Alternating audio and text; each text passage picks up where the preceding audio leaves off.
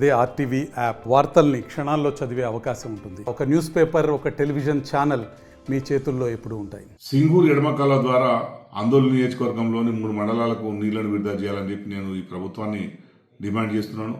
మా ప్రభుత్వం ఉన్నప్పుడు ప్రతిసారి ఇప్పటికే సింగూరు కాలువ ద్వారా నీళ్లు విడుదలయ్యేటివి. సింగూరు కాలువ ద్వారా అన్ని చెరువులను సమ్మర్లో కూడా మేము నింపి రైతులకు ఎటువంటి ఇబ్బంది కలగకుండా మేము చూసేవాళ్ళం. కానీ ఈ ప్రభుత్వానికి ఆ సోయి ఉన్నట్టు కనిపిస్తలేదు. ఇప్పటికే నీళ్లు వదిలే విషయంలో నిర్లక్ష్యంగా ఉన్నట్టు కనిపిస్తుంది.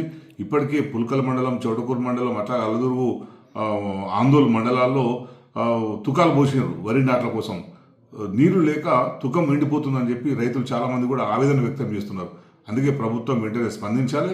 సింగూరు నుంచి ఎడమ కాలువ ద్వారా రైతులకు నీళ్లు అందించాలని చెప్పి నేను డిమాండ్ చేస్తున్నాను. అసలు ఏమైంది? సింగూరు నీళ్లను ఎందుకు వదులుతలేరు? ఈ నీళ్ళ కొరత ఉందా? నీటి కొరత ఎందుకు వచ్చింది? మీరు కృత్రిమ కొరత సృష్టించిరా?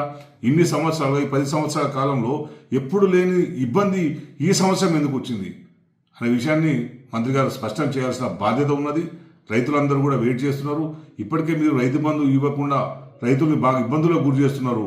ఇప్పుడు నీళ్లు ఇవ్వకుండా రైతులను ఇబ్బందులకు గురి చేయొద్దు అని చెప్పి నేను ఈ సందర్భంగా కోరుతున్నాను. మరిన్ని వీడియోస్ కోసం ఛానల్ ని సబ్స్క్రైబ్ చేయండి. లేటెస్ట్ అప్డేట్స్ కోసం వాట్సాప్ ఛానల్ ని ఫాలో చేయండి. అండ్ లింక్ డిస్క్రిప్షన్ లో ఉంది.